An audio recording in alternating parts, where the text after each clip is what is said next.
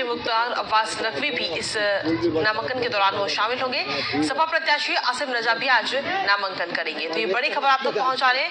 दोपहर 2 बजे कलेक्ट्रेट में नामांकन आज होगा। आजम खान नामांकन में शामिल होंगे। ये बड़ी खबर आप तक पहुंचा रहे हैं।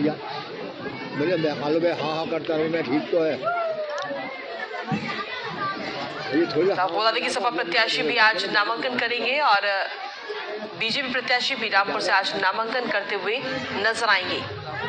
ये बड़ी खबर आप तक पहुंचा रहे हैं।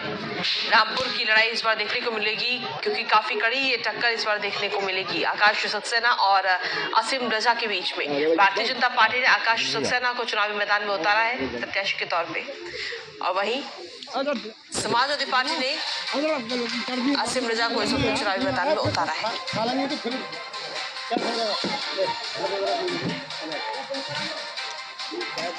बैठो।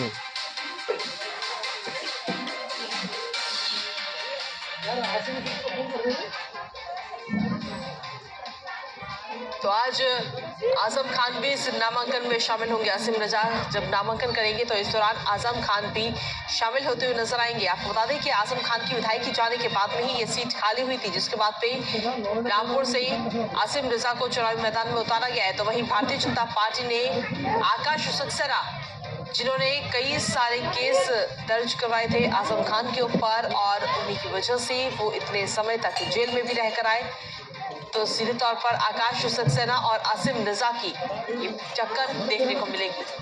अधिक जानकारी के साथ हमारे संवाददाता फहीम खान से जुड़ गए हैं। फहीम, क्या कुछ ताजा अपडेट है आज के इस नामांकन को लेकर?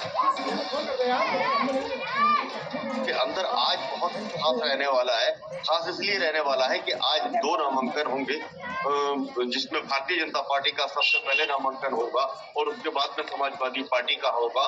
और दोनों ही नामांकन में खास ये रहेगा कि भारतीय जनता पार्टी के नामांकन कार्यक्रम में खुद मुख्तार अब्बास नकवी मौजूद रहेंगे, तो दूसरी तरफ जो समाजवादी पार्टी के आसिम राजा का नामांकन होगा तो उसमें आजम खान मौजूद रहेंगे। ये दोनों ही चीजें बहुत खास और अहम है और आज की जो गर्माहट है वो बिल्कुल अलग रहेगी, क्योंकि आजम खान का जो गढ़ है आज उसमें चुनाव होने के लिए नामांकन होने जा रहा है। अगर इस चीज को हम देखेंगे तो आज पारा सियासी बहुत हाई रहने वाला है रामपुर का, और चूंकि दोनों तरफ से बहुत ज्यादा रस्साकशी होगी, रस्साकशी के साथ ही जोर आजमाइश होगी अपने अपने कार्यकर्ताओं के साथ अपना दम दिखाने की, शक्ति प्रदर्शन करने की, जिसके लिए डेरा डाले हुए हैं। तो आजम खान भी कहीं बाहर नहीं गए हैं, यहीं पर हैं और उन्होंने अपने हाथ में बागडोर संभाल ली है आसिम राजा को चुनाव लड़ाने की। तो जिस तरह से आज नामांकन होने वाला है, आज का दिन बहुत खास और अहम रहने वाला है। जी, जिस तरीके से अगर देखा जाए तो दोनों ही प्रत्याशी आज नामांकन करेंगे, तो क्या समय रहेगा दोनों प्रत्याशियों के नामांकन का? जी बिल्कुल कृतिका, मैं बता दूं कि सबसे पहले मुख्तार अब्बास नकवी कृष्णा बिहार आएंगे, जो कि खुद आकाश सक्सेना का घर है, जहां पर पूजा होगी, हवन होगा। उसके बाद जो है वो आने की तैयारी होगी। तो पूजा और हवन का जो समय रखा गया है वो 10 बजे का रखा गया है और नामांकन जो होगा वो लगभग 11 के आसपास होगा। और उसके बाद में समाजवादी पार्टी के दफ्तर में 11 बजे ही एक बैठक आहूत की गई है, जिसमें कार्यकर्ता शामिल होंगे और कार्यकर्ताओं को संबोधित करेंगे मोहम्मद आजम खान साहब। उसके बाद में 2 बजे के लगभग नामांकन दाखिल होगा आसिम राजा का। तो ये जो टाइमिंग है बिल्कुल फिक्स है और इस टाइमिंग के हिसाब से सबसे पहले भारतीय जनता पार्टी बाजी मारेगी और समाजवादी पार्टी का नंबर दूसरा होगा। जी, जिस तरीके से देखा जाए तो काफी कड़ी टक्कर इस बार देखने को मिल सकती है, क्योंकि आकाश सक्सेना एक राजनीतिक दुश्मनी भी कहीं ना कहीं नजर आएगी इस बीच में, क्योंकि आजम खान को जेल भेजने के पीछे आकाश सक्सेना ही थे और इस बार वो खुद चुनावी मैदान में भी है और उनके सामने सीधी टक्कर होगी आसिम रजा से। बता दूं कि आजम खान को सलाखों के पीछे भेजने वाला जो शख्स है वो उसका नाम है आकाश कुमार सक्सेना, और उनके जितने भी मामले हैं ज्यादातर में आकाश कुमार सक्सेना वादी भी हैं और उसमें उन्होंने ही इनको सलाखों के पीछे पहुंचाया है। तो ये एक इनाम कह सकती हैं कृतिका कि ये जो दूसरी बार भारतीय जनता पार्टी ने इनके ऊपर विश्वास जताया है, भरोसा जताया है, उसका ये इनाम कह सकते हैं आप। तो ये जो है बहुत ही खास इनाम कहेंगे इसको, क्योंकि इससे पहले जो विधानसभा चुनाव हुए थे उसमें 52,000 वोटों के लगभग से भारतीय जनता पार्टी के प्रत्याशी आकाश सक्सेना उस टाइम हारे थे और 52,000 के लगभग से ही वो आजम खान जीते थे। तो आज फिर वही टक्कर आमने सामने की है। इसमें कितना मार्जिन जीत का कम हो सकता है ये देखने वाली बात होगी, लेकिन दुश्मन से दुश्मन टकरा रहा है, आजम खान का चेला टकरा रहा है आजम खान के दुश्मन से, और राजनीतिक दुश्मन है आकाश कुमार सक्सेना आजम खान के। तो इनकी जो टक्कर है बहुत जबरदस्त है और इस बार भारतीय जनता पार्टी पूरा जोर लगा देगी इस सीट को हथियाने में और लेने में, क्योंकि इससे पहले जब विधानसभा का उपचुनाव हुआ था कृतिका, तो 7,000 वोटों से भारत भूषण गुप्ता चुनाव हारे थे, जो बहुत नजदीक से हारे थे। ये उसके बाद में जो आम चुनाव विधानसभा के हुए उसमें 50,000 से कहीं ज्यादा वोटों से भाजपा का प्रत्याशी हारा था।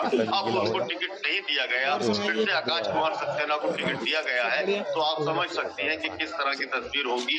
लेकिन भारतीय जनता पार्टी कोई भी कसर छोड़ेगी नहीं इस सीट को हथियाने में। तो वहीं दूसरी ओर ये भी मैं बता दूं कृतिका कि आजम खान की ये परंपरागत सीट है और 45 साल से आजम खान का इस पर कब्जा है, और वो आजम खान भी नहीं चाहेंगे कि वो अपने गढ़ की अपनी इस सीट को छोड़े, जो उनकी प्रतिष्ठा की सीट है, जो उनकी इज्जत की सीट है, जो उनके मान सम्मान की सीट को वो भी नहीं छोड़ना चाहेंगे। तो मुकाबला बड़ा दिलचस्प है।